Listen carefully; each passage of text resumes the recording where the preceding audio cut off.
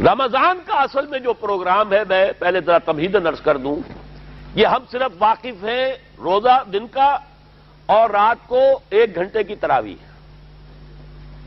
یہ بہت بڑا مغالطہ ہے، بہت بڑا مغالطہ ہے، بہت بڑا مغالطہ ہے. روز اصل میں رمضان کا پروگرام کیا ہے؟ دن بھر کا روزہ اور رات کے اکثر حصے کو قرآن کے ساتھ لے کر جاگنا. لیکن حکمت خداوندی نے پہلے حصے کو تو فرض کیا ہے، دوسرے کو فرض نہیں کیا، اس کو ترغیب اور تشویق پر چھوڑ دیا ہے. لیکن اس کی جو اہمیت ہے میں چاہتا ہوں کہ پہلے اچھی طرح اس کو سمجھ لیں آپ. دیکھیے پہلی حدیث اس میں ہے ان سلمان الفارسی رضی اللہ تعالی عنہ قال خطبنا رسول اللہ صلی اللہ علیہ وسلم فی آخر یوم من شعبان.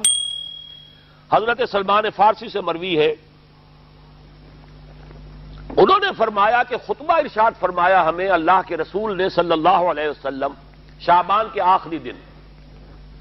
فقال، آپ نے ارشاد فرمایا، یہ خطبہ طویل ہے، میں نے صرف شروع کے چند جملے یہاں نقل کیے ہیں.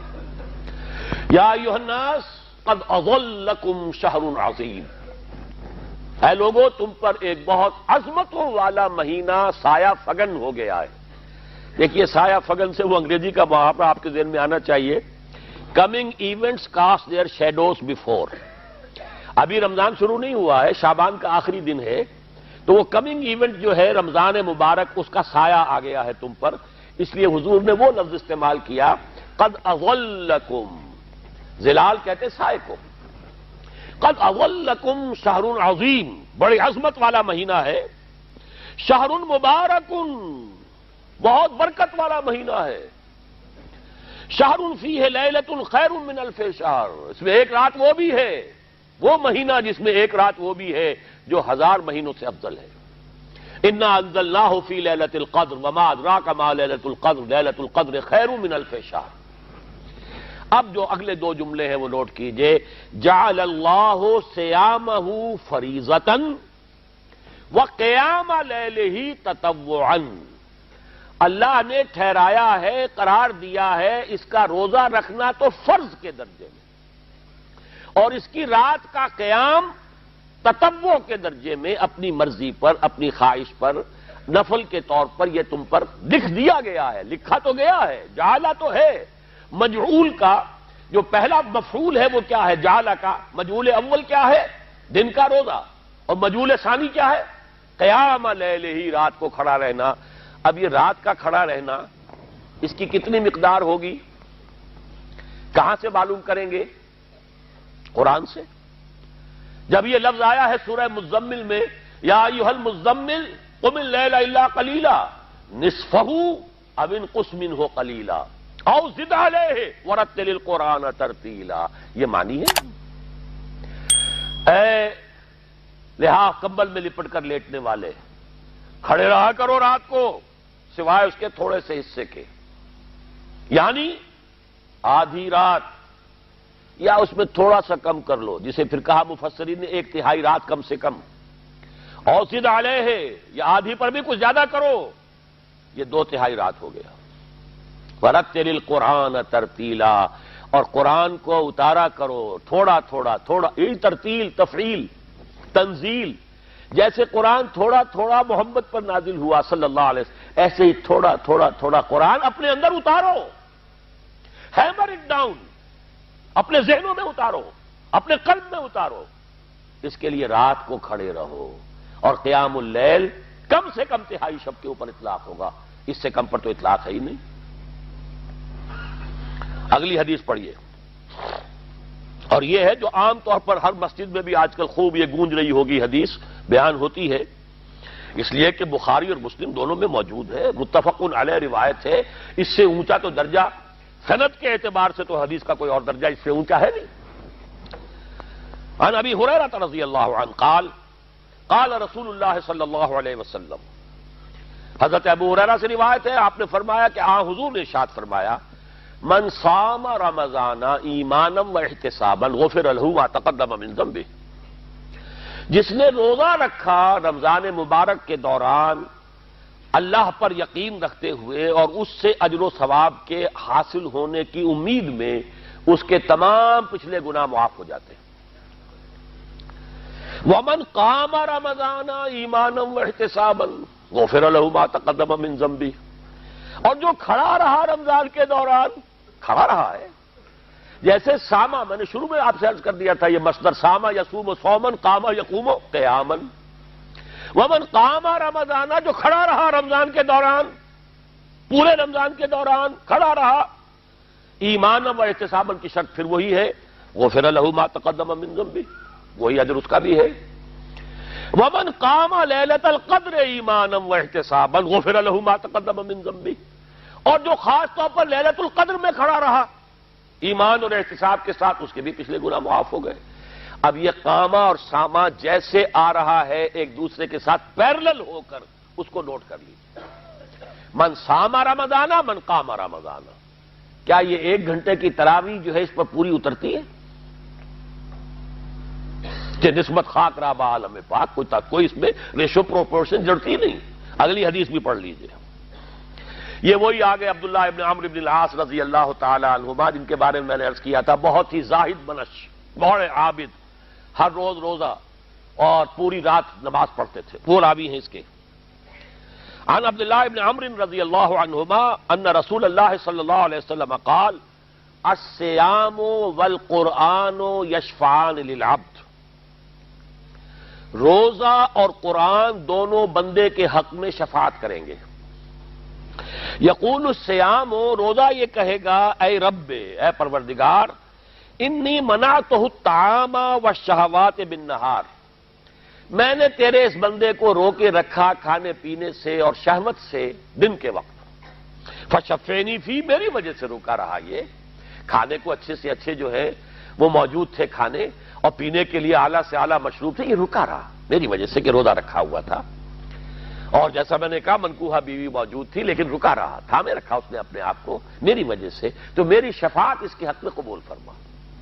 وَيَقُولُ الْقُرْآنُ، اور قرآن یہ کہے گا مَنَعْتُهُ النَّوْمَ بِاللَّيْلِ، میں نے اسے روکا رکھا رات کو سونے سے، فَشَفِّعْنِي فِيهِ، تو پروردگار میری شفاعت اس کے حق میں قبول فرما، فَيُشَفَّعَانِ، تو ان دونوں کی شفاعت قبول کی جائے گی۔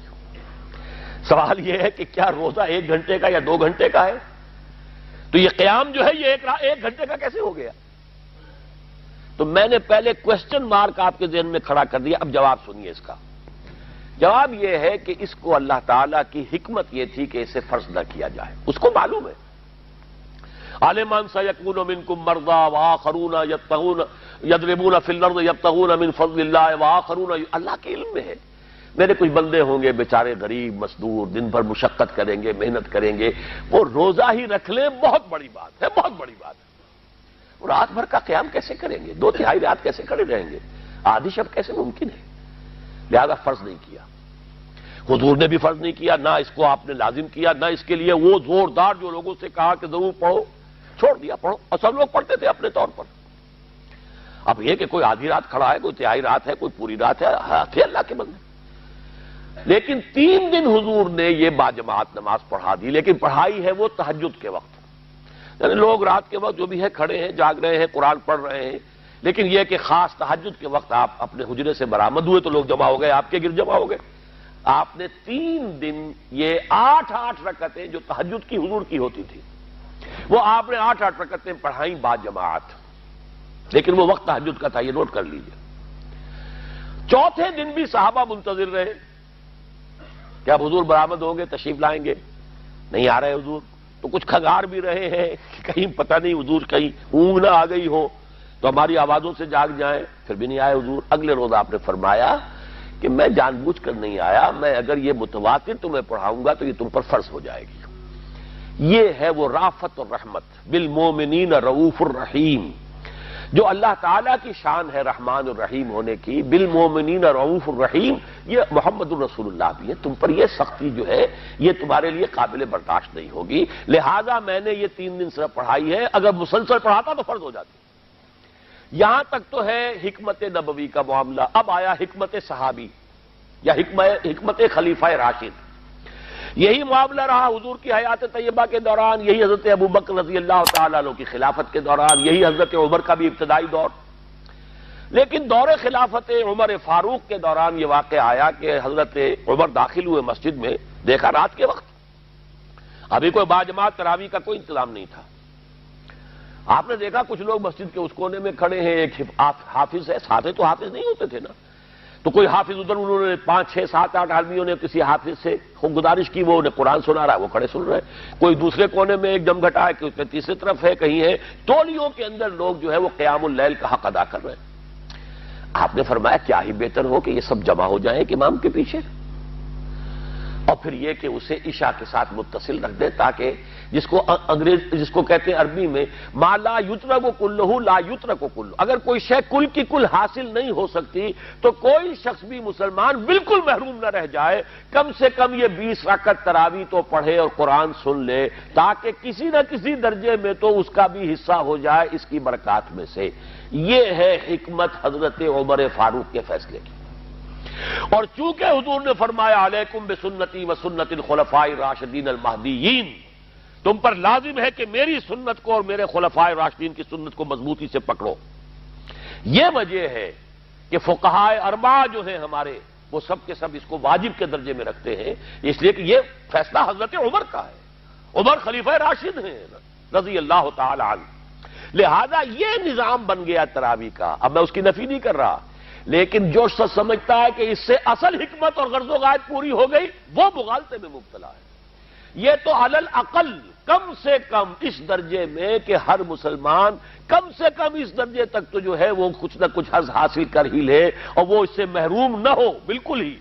ما لا یدرک کلہ لا یترک کلہ، اس درجے میں حضرت عمر کا فیصلہ ہے، اور اسی کی وجہ سے ہمارے خلفاء، ہمارے جو ائمہ اربعہ انہوں نے قبول کیا ہے. اور یہی اس مسئلے کا حل ہو جائے گا. جو اہل حدیث حضرات اس کے اوپر جو ہے چیلنج بھی شائع کرتے ہیں، کوئی ثابت کر دے حضور سے 20 رکعتیں تو ہم اتنے لاکھ، ہم بھی کہتے ہیں کہ حضور سے ثابت نہیں ہے. کون کہتا؟ دعویٰ ہی نہیں. یہ تو حضرت عمر کا فیصلہ ہے. حضرت عمر کا فیصلہ، خلیفہ راشد کا فیصلہ، اس کو امت نے قبول کیا ہے، لہذا وہ نظام ہے، رہے گا.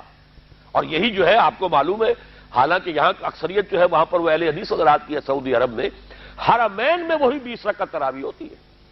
اس لیے کہ وہ ان کا جو آفیشل مسلک ہے وہ مسلک حنبلی ہے، حنفی نہیں ہے. تو حنبلی مسلک میں بھی یہی ہے، شافعی میں بھی یہی ہے، مالکی میں تو 36 تک کی روایتیں موجود ہیں، 36 رکعت. لیکن یہ ہے کہ یہ ہے وہ 20 رکعت تراویح کا معاملہ. اس کی نفی میری بات سے نہ سمجھ لیجئے گا، وہ ٹھیک ہے، حضرت عمر کا فیصلہ ہے. پھر یہ کہ یہ آسان ترین ہے کہ عشاء کے ساتھ ہی متصل پڑھ لی. اور آج تو ہماری نیند کا کوئی حصہ اس میں جاتا ہی نہیں، کون سوتا ہے اس سے پہلے سوال ہی پیدا نہیں ہوتا. لیکن یہ جو کہہ رہے ہیں کہ قرآن کہے گا میں نے اسے نیند سے روکے رکھا، اس کا حق کہاں ادا ہوا؟ اس کا حق تو ادا ہوگا کہ تہائی ورنہ نصف شب کے لگ بھگ آپ جاگے قرآن کے ساتھ. اب سمجھیے اس کی غرض و غایت کیا ہے. اگر قرآن رمضان کا یہ دوگنا پروگرام سامنے آ گیا، اصلاً جو مطلوب ہے دن بھر کا روزہ اور رات کے اکثر حصے کا کم سے کم نصف شب جو ہے اس میں جاگنا قرآن کے ساتھ،